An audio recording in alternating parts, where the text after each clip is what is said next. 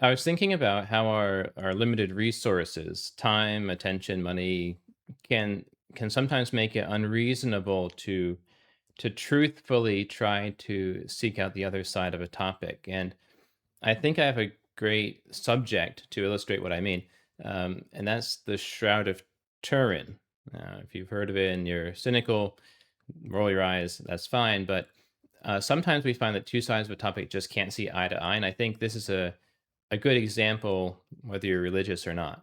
Um, this happens in politics a lot. Obviously, people can't see eye to eye, but maybe if we look at what I think is one of the most interesting artifacts in history, most debated and certainly most researched, we can understand maybe why this is, and it has everything to do with our presuppositions and how they control what we think count as evidence.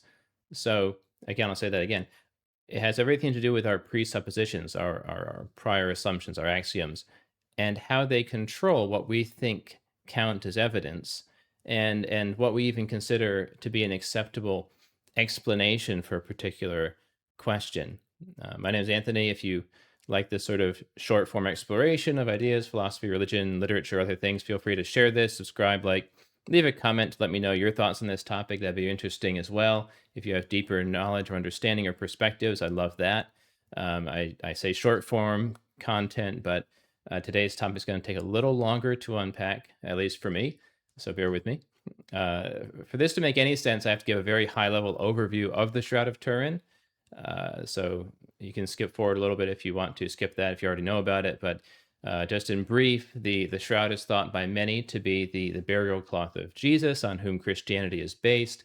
It was ostensibly created at the time of his resurrection by some miraculous emission of energy. That's what people who believe the shroud is a miraculous artifact believe. It would have wrapped him from his feet up over his head and wrapped back down to his feet again.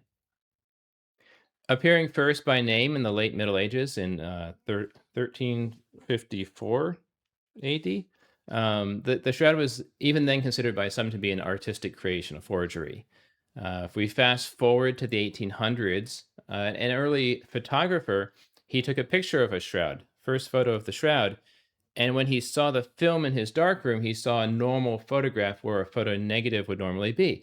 If you've only used digital photos, you don't know about this necessarily, but when you have film and you take a picture, actual physical film, and you go into the dark room and you look at the the negative, it would actually be inverted values, whereas this was the positive values. So, in other words, the shroud itself is actually a photo negative, which is something that would be unusual to say the least in the Middle Ages, unless you were doing some kind of like rubbing on a gravestone or something like that. If we jump forward again to the 1980s, when carbon dating was performed on the shroud, from one corner of the shroud, there was a piece taken, divided into three, sent to three different labs, very authoritative labs, and it dated the shroud to more or less when it was first named historically, so the 1300s. Um, so again, we have this alignment of the scientific data and the historical record in this case. For most scientists, that was case closed, right? The historical record matched the carbon dating. It's a medieval forgery, obviously. And that was big headlines in the 80s. And it really kind of settled it for a lot of people in the public space and for scientists even until today. And so no further explanation or exploration is then needed because anything supernatural isn't really considered a possibility by most of the scientific community who lean toward agnosticism or atheism, or even if they have some kind of a faith in their practice, they don't bring that into their science because science is meant to explain physical manifestations and physical occurrences. So if you don't believe in any kind of metaphysics or spiritual existence, it's entirely rational to just say, that's it, we have the data. Since then, a lot of people, some scientists and some not, but largely all toward the edges of the scientific world to some degree or other, have noted many unique aspects to the nature of the shroud and have conducted extensive research and proposed a great many alternative theories to disprove or try to disprove the carbon dating, maybe even just explain it. This includes a variety of, observations and investigations, like that the image is only on the outside of the outermost 15 micrometer thick threads. So it didn't penetrate the fabric at all. So whatever made the image didn't soak in like paint. The blood on it is human blood, according to some scientists who have investigated this, who are more in the believer camp, and got onto the cloth before the image was made, and did soak through. And the location of the blood matches the wounds described in the Christian gospel accounts. The image has it has highly accurate anatomic structures, including structures that wouldn't have physically touched a statue or person wrapped in it. So the cloth, you can still see forms of the body that wouldn't have been touching the fabric if it was just stretched over it. This image gives a depth map that reveals 3D information. So there's no hard outline of the image. It fades away like it would if it was falling out of focus, or if it was farther from the surface of the cloth when it was made. There's evidence of dirt and pollen common to the area of Jerusalem. There's others have used other methods like X-ray scattering and ultraviolet fluorescence. That I won't go on. There's a lot of that kind of thing, and you might think, okay, fine. The mainstream scientists, the people who hold the carbon dating, should look at these claims one by one and either prove or disprove, corroborate or disprove them. But the challenge is this: the folks who are most motivated to continue to research the shroud after the carbon dating was done are those that already tend to believe in the shroud as a miraculous symbol of Jesus's resurrection, right? So they already believe in that, so they're more likely to look into this further, trying to find how this got made, because it's a potentially earth-shattering sort of artifact, if it actually is what they say that it might be. This means that although it's entirely possible their research is authoritative and scientifically sound, it won't be accepted by mainstream science because they are coming at it from a certain angle. The scientists dismiss this alternate body of research because, well, they don't believe in miracles, and they certainly aren't interested in claims made by religious believers necessarily. The only ones might are likely ardent believers, or disbelievers rather, which is just as biased as the believers, because they're just looking to disprove these claims that might say that the shroud is authentic. So getting back to our topic here, which I think is helpful for us to think through in our own lives, the way our presuppositions block us.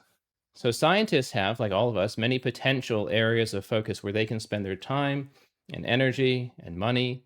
They're not going to use it on something they consider to be an impossibility.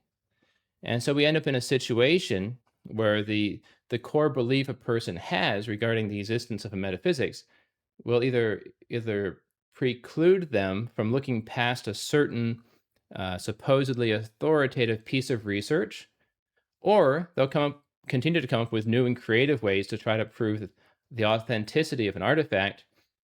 And neither of these is really, sort of how science is supposed to work. They're both at an impasse because of their presuppositions, and there isn't really a good way to bridge this in the constant flow of life with the limitations we have on ourselves of time and of money and attention. Another example might be Thomas Sowell's analysis of political ideologies in his book, A Conflict of Visions. In this book, he outlines, it's just one way, he says it's one way to see the cause of the political divide in the United States.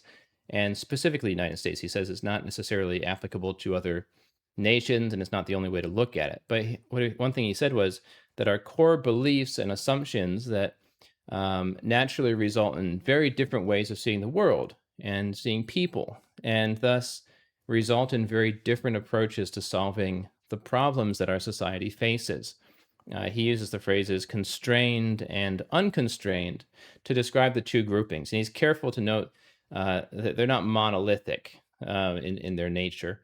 But in a general sense, he says that the constrained vision is more of that classical Western view. You could say conservative view maybe now, though I think that this terminology is getting a little bit fuzzy in the modern day. But the idea that mankind is limited in intelligence, moral judgment, rationality, and resources like time and money, and that these are not something that can just be fixed. You're not going to necessarily fix all of the problems with a person just by education. Life is a series of trade-offs where we try to maximize the good on a personal and social level. The unconstrained vision is related to what we call the blank slate, right? That kids are a blank slate, that children start out completely equal, and it's their environment that naturally corrupts good people. And so there's always an external causative factor there. The idea that people can achieve higher heights morally, intellectually, and behaviorally with proper training and environment. And any shortcomings are the result of the surrounding environment. Now, Sowell suggests that these visions manifest in politics in the form of different diagnoses of what the problems are causing things like poverty or crime or imbalances in race or sex or various professions. The unconstrained vision would say that it must be external factors causing these issues because people are inherently equal in a very material way. The constrained vision would say that the factors are largely internal, caused by the choices that the individual makes based on their personality, IQ, culture, and other things.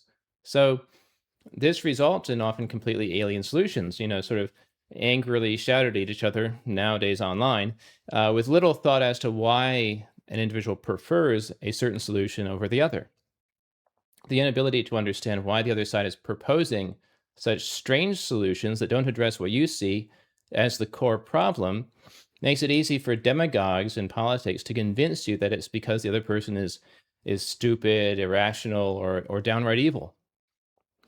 And so, looking then at the Shroud of Turin, where atheists and Christians functionally can't align on even what research to do or to pay attention to, and politics, where core beliefs about the nature of mankind cause severe and seemingly inexplicable divisions between people who would otherwise get along, we can see that quite often it's our often unconsidered presuppositions that block us from fruitful collaboration and creation.